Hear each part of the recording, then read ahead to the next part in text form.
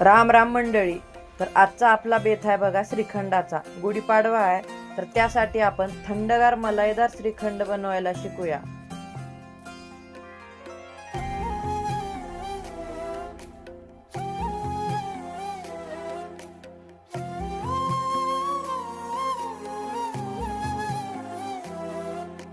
केवड्याचं पान तू, कस्तुरीचं रान तू, आघुळल्या जीवाचं गभान तू.